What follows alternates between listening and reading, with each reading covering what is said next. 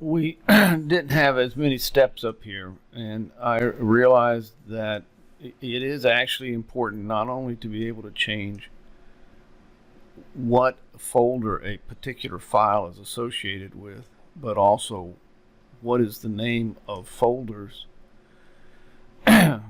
and what is the name of subfolders, and you need to be able to add folders and add subfolders. And so I realized we needed to have 7 steps here. So this step 3 would be where if you wanted to rename a folder. So we'll go up here and look at Whimsy Bling folder number 30554, and suppose we wanted to change it to New Whimsy Bling. So we would go down here to this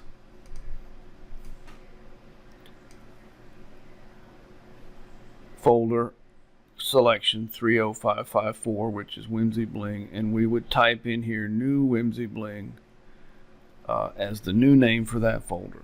And on the other hand, if we wanted to add a subfolder of Whimsy Bling called Whimsy Bling Videos, then we would take again the name of folder 30554, which is Whimsy Bling, and we would go down here and we put 30554 here. That's the Whimsy Bling folder, and on this line we would type Whimsy Bling Videos, and what would happen is a new subfolder would be added to the Whimsy Bling folder.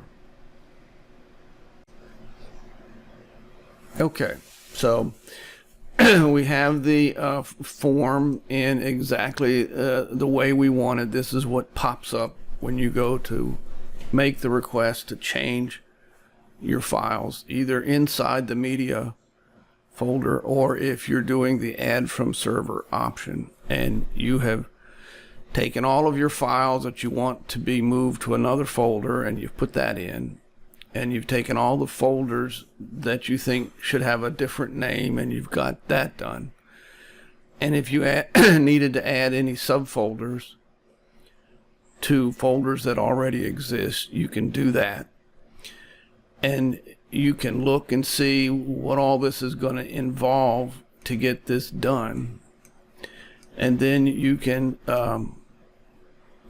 look at how it's going to look under the preview, and then you can say do it. And you can do this all at once, or you can do it in pieces a little bit at a time, and you now have altered the actual real files that are actually really on your real server that you are using to display your website out to the internet.